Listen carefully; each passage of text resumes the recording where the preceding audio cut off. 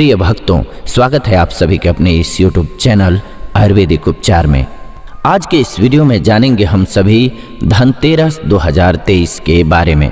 धनतेरस पूजा का शुभ मुहूर्त क्या है एवं धनतेरस में नई वस्तुएं खरीदने का शुभ मुहूर्त क्या है, ये सारी जानकारी आज के इस वीडियो में मैं आपको देने वाला हूं। तो अपने फायदे के लिए इस वीडियो को अंत तक जरूर देखिए। हर साल कार्तिक मास के कृष्ण पक्ष की त्रयोदशी तिथि को धनतेरस मनाया जाता है। पंचांग के अनुसार 10 नवंबर 2023 को दोपहर 12:35 से स्टार्ट हो जाएगा धनतेरस। जी हाँ, धनतेरस पूजा का शुभ मुहूर्त क्या है? 6:20 से स्टार्ट होगा, 8:20 तक रहने वाला है मुहूर्त। त्रयोदशी तिथि प्रारंभ 10 नवंबर 2023 को दोपहर 12:35 पर स्टार्ट होगा। जो अगले दिन त्रयोदशी तिथि समाप्त जो होगी वो 11 नवंबर को 1:57 पर होगा। धनतेरस पर खरीदारी का शुभ समय। धनतेरस पर सोने चांदी और बर्तन या घर का कोई भी सामान खरीदने का शुभ मुहूर्त है दोपहर 2:35 से शाम 6:40 तक। अगर आप इस दिन खरीदारी नहीं कर पाते हैं तो आप अगले दिन यानी 11 नवंबर को दोपहर 1:57 तक खरीदारी कर सकते हैं, क्योंकि धनतेरस तिथि अगले दिन दोपहर तक रहेगी। दोस्तों, आइए अब जानते हैं धनतेरस के दिन हमें कौन कौन सी वस्तुएं खरीदनी चाहिए। लेकिन ये जानने से पहले आप सभी से छोटी सी रिक्वेस्ट है, अगर इस वीडियो को लाइक नहीं किए हैं तो लाइक करके चैनल को सब्सक्राइब जरूर कर लीजिएगा। दोस्तों, 5 दिनों तक चलने वाले दीपावली के महापर्व में धनतेरस का त्यौहार सबसे पहले दिन मनाया जाता है और हिंदू पौराणिक मान्यता के अनुसार धनतेरस की तिथि पर भगवान धन्वंतरी का जन्म हुआ था। भगवान धन्वंतरी को आयुर्वेद और अच्छी सेहत के देवता के रूप में पूजा जाता है। दिवाली पर धनतेरस के दिन भगवान धन्वंतरी की पूजा करने से जीवन में सुख, समृद्धि, ऐश्वर्य और अच्छी सेहत का आशीर्वाद प्राप्त होता है। साथ ही इस दिन खरीदारी करना भी बहुत शुभ माना जाता है। धनतेरस के दिन हर तरह के शुभ कार्य प्रारंभ किए जा सकते हैं। इस दिन विशेष रूप से सोना और चांदी के आभूषण, नए बर्तन इत्यादि खरीदने चाहिए। धनतेरस के दिन इस प्रकार की विशेष चीजें खरीदने पर माँ लक्ष्मी जी का आशीर्वाद मिलता है। ऐसी मान्यता है कि धनतेरस के दिन हम जिस भी वस्तु की खरीदारी करके लाते हैं उसमें 13 गुना वृद्धि होती है। इसीलिए आपको ध्यान रखना है, कोई भी ऐसी गलती नहीं करनी है, कोई ऐसी वस्तु खरीद कर नहीं लानी है जिससे अशुभता आए। धनतेरस के दिन ये चीज़ें कौन सी हैं, खासकर मैं आपको आज के इस वीडियो में बताऊंगा। आपको इन 13 विशेष चीज़ों में से कोई न कोई वस्तु जरूर खरीदनी चाहिए। अगर आप सभी 13 वस्तुओं को न खरीद पाएँ तो इनमें से जो भी आपके सामर्थ्य में है वो खरीद करके घर पर लाइएगा। धनतेरस के दिन माँ लक्ष्मी जी, कुबेर देवता और भगवान धन्वंतरी की पूजा करने से घर धन धान्य और सुख सुविधा के साथ भरा रहता है। धनतेरस के दिन जो लोग सोने चांदी से बना हुआ आभूषण खरीदते हैं उन्हें भी कुछ ऐसी चीजें जरूर खरीदनी चाहिए। सबसे पहली वस्तु है झाड़ू। धनतेरस के दिन नया झाड़ू खरीदना बहुत शुभ होता है। झाड़ू को माँ लक्ष्मी का प्रतीक माना जाता है और ऐसा माना जाता है कि नई झाड़ू से धनतेरस के दिन पहले पूजा करके फिर प्रयोग करने से घर की सारी नकारात्मक ऊर्जा दूर होती है और घर में सुख समृद्धि का वास होता है। अगर हो सके आप समर्थ हैं तो धनतेरस के दिन एक झाड़ू का गुप्त दान जरूर कीजिएगा। इससे आप मंदिर में या किसी चौराहे पर या जहां पर कोई भी जरूरतमंद व्यक्ति उठा करके ले जाए वहां पर आपको रख देना चाहिए, गुप्त रूप से देना चाहिए। दूसरी वस्तु है धनिया। आप कुछ भी लेकर के आए या ना आए, साबुत धनिया तो अपने घर में जरूर लाएं। साबुत धनिया लाकर दिवाली के दिन उसका पूजा करने के बाद अपने ही घर में क्यारी जो होती है उसमें गमले में डालना चाहिए। ऐसा करने से घर में आप जो भी आया हुआ धन है उसमें बरकत होती है और अगर आए दिन अनावश्यक खर्चे होते हैं तो उस पर रोक लग जाती है। इस दिन नमक भी खरीद के लाना चाहिए। नमक अगर आप लाते हैं ढेली वाला तो और शुभ है, लेकिन ढेली वाला नमक हर जगह नहीं मिलता है, तो आपको जो नमक मिलता है वो नमक लेकर के इस दिन घर पर जरूर आइएगा।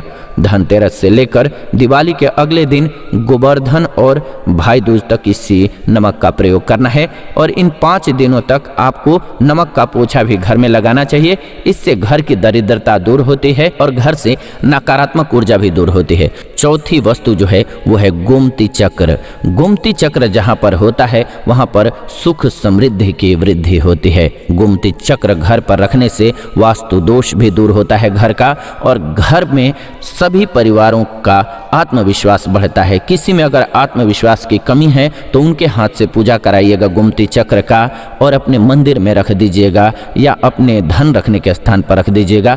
आत्मविश्वास बढ़ेगा, जो परेशानी है वो दूर हो जाती है। आपको ये सारी वस्तुएं मार्केट में पूजा वाली दुकान में आसानी से मिल जाएंगे। पांचवी वस्तु है कौड़ियाँ। कौड़ियाँ सफ़ेद, पीली, भूरी या चितकबरी मिल जाएंगी, लेकिन आपको जो कौड़ी लानी है वो सफ़ेद लेकर के आना है या फिर पीले रंग की कौड़ी लेकर के आना है। कहते हैं जिस घर में कौड़ियाँ होती हैं वहाँ पर माँ लक्ष्मी हमेशा ही वास करते हैं।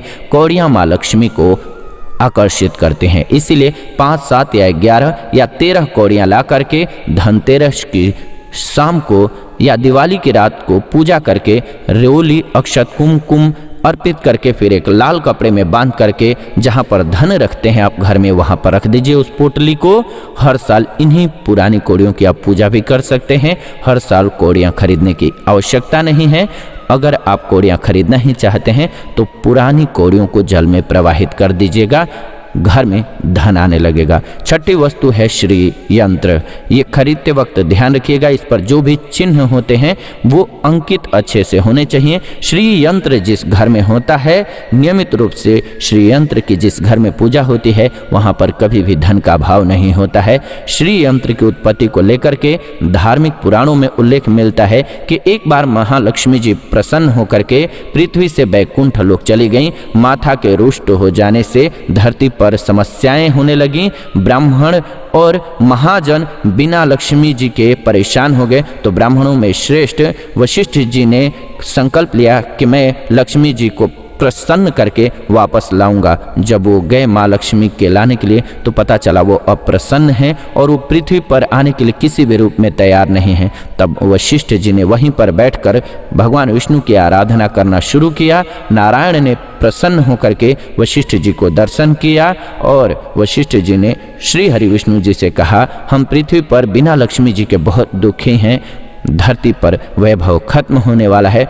ये सुनकर भगवान विष्णु वशिष्ठ जी को लेकर के साथ और लक्ष्मी जी के पास गए, उन्हें मनाने लगे, फिर भी माँ लक्ष्मी नहीं मानी। तब उन्होंने कहा, मैं किसी भी स्थिति में पृथ्वी पर वापस जाने को तैयार ही नहीं हूँ। जब चारों दिशाओं में माँ लक्ष्मी की पृथ्वी पर न आने की बात फैल गई, तब देवताओं के गुरु बृहस्पति जी ने एक युक्ति सुझाई। उन्होंने कहा कि अब श्री यंत्र साधना ही एकमात्र उपाय बचा है जिससे माँ लक्ष्मी जी को धरती पर आना ही पड़ेगा। गुरु बृहस्पति के निर्देश के अनुसार भगवान विष्णु ने श्री हरि यंत्र का निर्माण किया और दिवाली के पहले धनत्रयोदशी के दिन इसको विधि विधान से स्थापित किया और पूजन किया। पूजन समाप्त होते होते माता लक्ष्मी को वहां आना पड़ा और वो बोली, मैं किसी भी स्थिति में आने के लिए यहाँ तैयार नहीं थी, ये मेरा प्रण था, परंतु बृहस्पति जी की युक्ति से मुझे आना ही पड़ा। श्री यंत्र मेरा आधार है और इसी में मेरी आत्मा बसती है। यही कारण है कि धनतेरस के दिन श्री यंत्र खरीदना चाहिए और अपने घर में स्थापित करना चाहिए। 7वीं वस्तु है 7 मुखी रुद्राक्ष। जी हाँ, या फिर इसकी माला। अगर आप धनतेरस के दिन इसको घर पर लाते हैं और इसकी विधि विधान से पूजा करते हैं या भगवान शिव की पूजा में आप इस रुद्राक्ष का प्रयोग करते हैं, किसी भी मंत्र का जाप करते हैं, तो उससे आपके घर में कभी परेशानी नहीं आएगी। किसी प्रकार का कोई अकाल मृत्यु का भय नहीं रहेगा, क्योंकि दीपावली दीपों का त्यौहार होता है और इस दिन अपने घर में सामर्थ्य के अनुसार दीपक जलाए जाते हैं। धनतेरस के दिन भी दीपक जलाने चाहिए। अगर आप चाहते हैं आपके घर में साक्षात माँ लक्ष्मी जी का वास सदा बना रहे, पूरे वर्ष भर आपके घर में धन की कोई कमी न हो, आपको कभी कर्ज लेने की नौबत न आए, तो ऐसे में धनतेरस की शाम को 13 दीपक घर के अंदर और 13 दीपक घर के बाहर जलाना है। ऐसा करने से माँ लक्ष्मी का आशीर्वाद प्राप्त होता है। और धनतेरस के दिन 8वीं जो वस्तु है वो मिट्टी का दीपक है, उसे खरीद कर जरूर लाइएगा। मिट्टी के दीपक आप अपने सामर्थ्य के अनुसार लेकर के आइएगा। अगर हो सके तो किसी जरूरतमंद को, जहाँ पर धन का अभाव हो, ऐसे घर में आप मिट्टी मिट्टी के दीपक का तेल सहित और बाती रुई सहित दान भी कर सकते हैं। 9वीं वस्तु है जो आपको खरीद करके लानी चाहिए, वो लक्ष्मी जी और गणेश जी की मूर्ति। वैसे तो मिट्टी की मूर्ति ही घर पर लाना शुभ रहता है, लेकिन यदि आप मिट्टी की मूर्ति न लाना चाहें तो धातु की मूर्ति जैसे कि आप चांदी की, सोने की, पीतल की मूर्ति भी घर पर ला सकते हैं। अगर आपके पास पहले से ही मूर्तियां हैं तो जरूरी नहीं है कि हर एक दीपावली पर नई धातु की मूर्तियां आप लाएंगे। जी हाँ, हर साल नहीं खरीदना होगा, लेकिन मिट्टी की मूर्ति है तो उसका विसर्जन करके धनतेरस के दिन नई मूर्तियां लाना ही होगा, उसका पूजा विधि विधान से करना होगा। धनतेरस के दिन खरीदी गई नई मूर्तियों की पूजा आपको दिवाली की शाम को करनी चाहिए। धनतेरस के दिन आप भगवान गणेश और माता लक्ष्मी की जी की जो मूर्ति खरीदते समय आपको ध्यान रखना है कि दोनों मूर्ति अलग अलग होनी चाहिए और दोनों ही मूर्ति में भगवान गणेश और माता लक्ष्मी बैठी हुई मुद्रा में हो। खड़ी मुद्रा में लाएंगे वो मूर्ति जो होती है वो उग्र स्वभाव की होती हैं और माना जाता है चंचल हैं, वो चली जाएंगी कभी भी। इसीलिए खड़ी मुद्रा की मूर्ति आपको नहीं लाना है, धन का अभाव आपके घर में बना रहेगा। इसीलिए बैठी हुई मूर्ति लाना है, ये ध्यान रखिएगा। और वो जो मूर्ति लाइएगा वो कहीं से खंडित न हो, ये भी ध्यान रखिएगा। भगवान गणेश जी की प्रतिमा खरीदते समय ध्यान रखिएगा उनकी सूंड जो है वो बाईं तरफ मुड़ी हुई हो और उनका वाहन मूषक भी उस मूर्ति में जरूर बना हो और भगवान गणेश के हाथ में लड्डू या मोदक जरूर हो और लक्ष्मी जी की मूर्ति जो हो वो कमल के फूल पर विराजित होना चाहिए और उनके हाथ में सिक्के हो या सिक्के गिरने वाली अवस्था में हो। ऐसी मूर्तियां घर पर लाना बहुत शुभ रहता है। बहुत से लोग आज के दिन उल्लू पर बैठे हुए लक्ष्मी जी की तस्वीर लाते हैं, लेकिन आपको हाथी और कमल के फूल पर बैठे हुए माँ लक्ष्मी की तस्वीर ही घर पर लानी चाहिए। कभी भी प्लास्टिक की मूर्तियां नहीं खरीदनी चाहिए और ना ही पूजा में उनका प्रयोग करना चाहिए। आप केवल मिट्टी की या फिर धातु की मूर्ति ही लेकर के आइएगा। अष्ट धातु की मूर्ति भी आप ला सकते हैं। धनतेरस के दिन आपको जो 10वीं वस्तु खरीदनी है वो है कुबेर यंत्र। कुबेर यंत्र जिस घर में होता है वहाँ पर धन के देवता कुबेर का वास होता है, साथ ही माँ लक्ष्मी भी वहाँ वास करती हैं। आपको उत्तर दिशा में इसका स्थापना करना है। इस दिशा का सही निर्माण परिवार में सिद्धि और खुशियाँ लाता है, समृद्धि भी लाता है। साथ ही आपके घर में कोई वास्तु दोष है तो वो दोष भी दूर हो जाता है और व्यापार में, कारोबार में खूब वृद्धि होने लगती है। कई बार लोग बहुत मेहनत करने के बाद भी उतना धन नहीं कमा पाते हैं जितनी आप मेहनत करते हैं, और मेहनत करने के बाद भी आपके धन की तिजोरी खाली ही रहती है। तो उसे पूरा साल भरा रखने के लिए आपको धनतेरस के दिन और दिवाली के दिन कुबेर यंत्र की विधि विधान से पूजा करनी चाहिए। कुबेर देवता के मंत्र ओम यक्षाय कुबेराय वैश्रवणाय धन धान्याधिपतये धन धान्य समृद्धिम देहि दापय स्वाहा, इस मंत्र का जाप जरूर करें।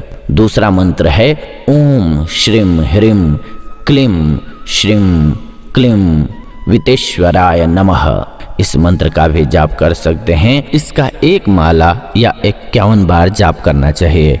11वीं वस्तु है सोने चांदी के आभूषण या फिर सिक्का। अपनी सामर्थ्य के अनुसार आपको आज के दिन सोने चांदी के आभूषण या कोई भी चांदी का सिक्का खरीदना चाहिए और उसकी भी पूजा आपको करनी चाहिए। यदि आपकी सामर्थ्य ना हो तो आप सोने चांदी के आभूषण की जगह पर मिट्टी के बर्तन या एक चम्मच भी आज के दिन खरीद करके घर लाते हैं तो उससे भी आपके घर में खूब बरकत होती है पूरे साल तक।